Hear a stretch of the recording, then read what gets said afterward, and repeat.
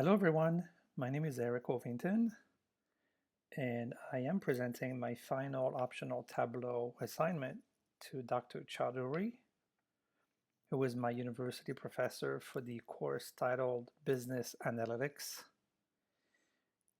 during my STEM MBA program. Now the objective is to highlight a handful of features in Tableau while making sure to include at least dashboards, animation, and to provide insights about the data.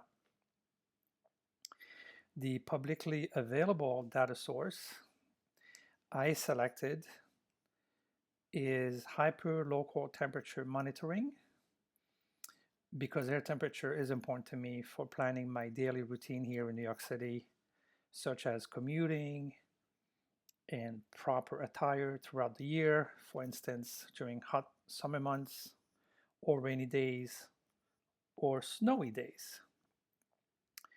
And so after exporting the database in Tableau, let's look at the first sheet titled Day, which I am pointing to now on the top left. And this is what we have. So the way I built this sheet is with animation. And so I will bring you to the right side, top right. And I can select a starting date. And so if I click on the drop-down menu, we can see all the available dates from the first to the last. So why don't we start with the first date, which is June 15, 2018. And I also decided to check the box Show History, as we will be able to see the progression over time. And all I have to do now is to click on the play button, and you can see the animation is already in progress. And so what we are looking actually now is a time series scatter plot with 3 separate panels for air temperature data over time. Here we go.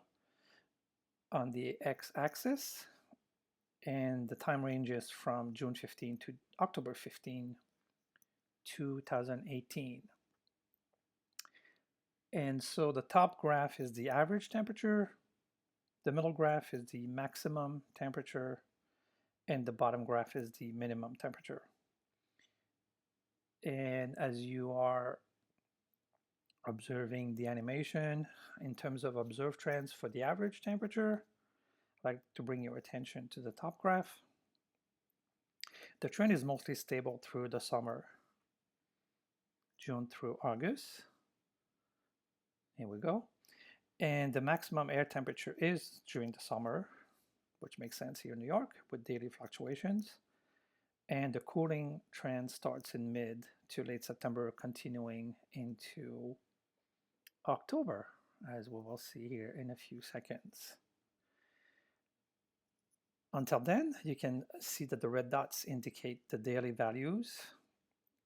And the key takeaway is that summer into fall temperatures transition is visible, with both maximum and minimum values trending excuse me, downward. The next sheet, let's go back on top to the menu, which I titled Hour. Let's click on it. And this is what we have. From this chart, we can visualize the average, maximum, and minimum air temperature across a 24-hour span on the x-axis at the bottom, showing from 0 to 24, which is military time, and so that means that 12 is actually noon. And the observed trends here are that the air temperature dips slightly during the early morning hours, 5, 6 o'clock as I'm pointing. Then the air temperature rises gradually, peaking between noon and 1500, which is 3 p.m. and then gradually declines until midnight. So the key takeaway for this graph is that the temperature rises after sunrise, peaks midday afternoon, then falls post sunset. Let's move on to the final insights, which are actually the next two tabs. The next one labeled map. So having selected both longitude and latitude columns from the data set, here we go, I can change the focus. It actually gives us 4 boroughs, as you can see on the far right. And so we have Bronx, Brooklyn, Manhattan, and Queens. Now, unfortunately, and I don't know why, the data set does not include Staten Island. So my apology to my Staten Island viewers.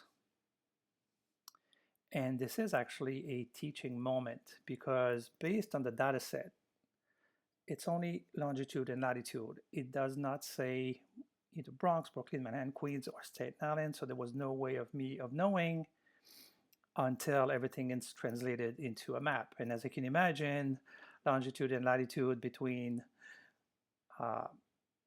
those boroughs are just a very slight number difference. We're not talking about one state versus another or one country versus another. So this is actually a nice tool to understand and visualize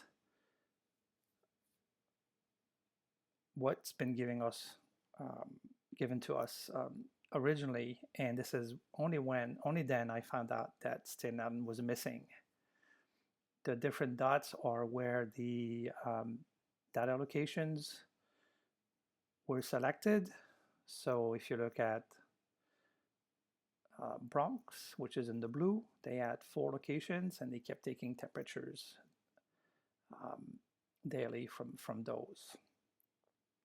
And so the color coded are, again, as you can see, Bronx blue, Brooklyn orange, Manhattan red, and Queens in green. And again, I feel that I want to say something about Staten Island, which is actually the first borough for the New York City Marathon. This is where everybody starts.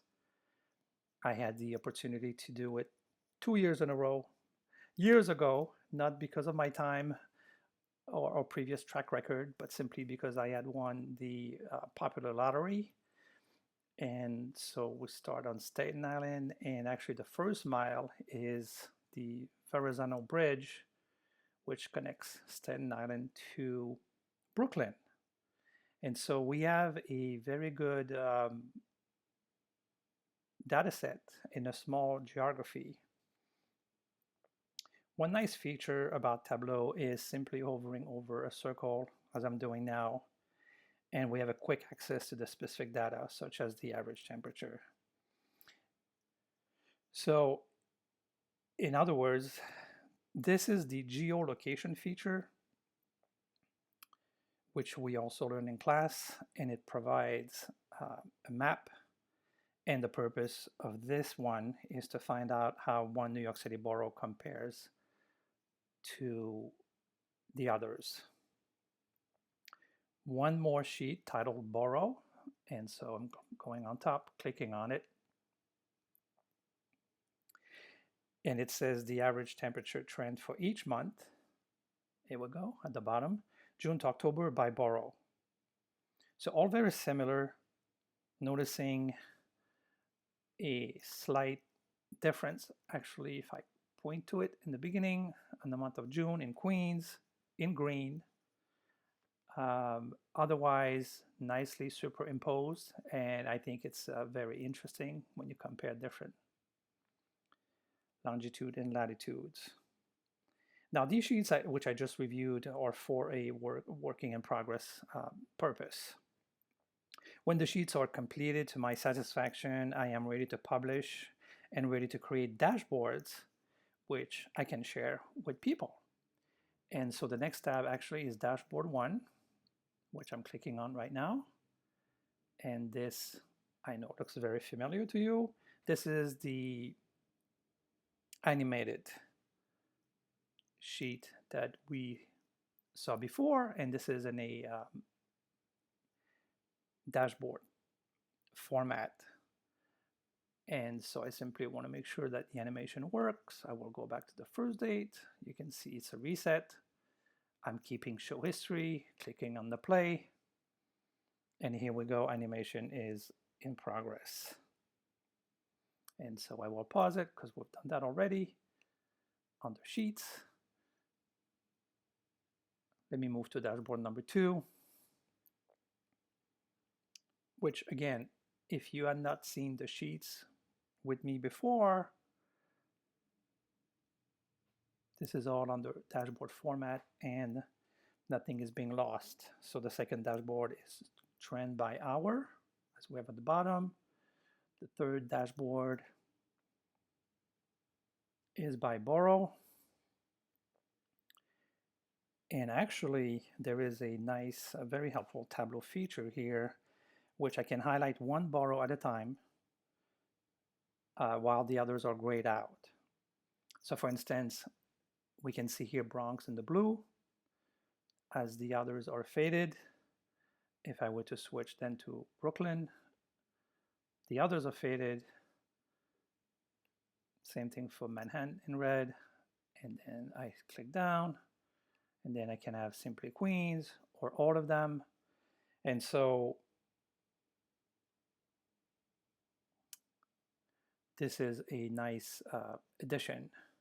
And so let's go back, for instance, let's say Brooklyn only. And so if I was to make a presentation, I can really highlight one borough at a time.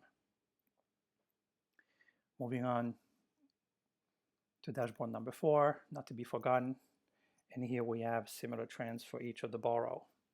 And lastly, dashboard 5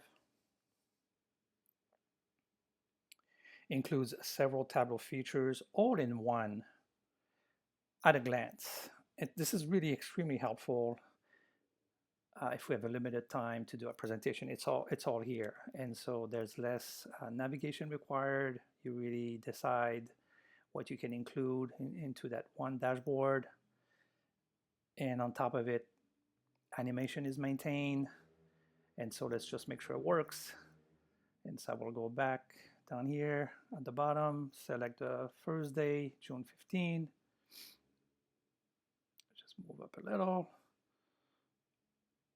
Sorry about that. Here we go. I click play. And the animation is in progress. And so I learned that in class, decided to animate one dashboard.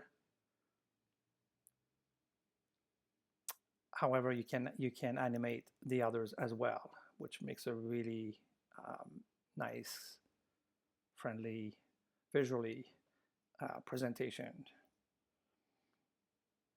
And so this is, I will pause the animation just to say that this is the end of my presentation on learning more about Tableau, which really offers so many more additional features. And I hope you enjoyed it. I want to thank you for your support and thank you for listening. Thank you.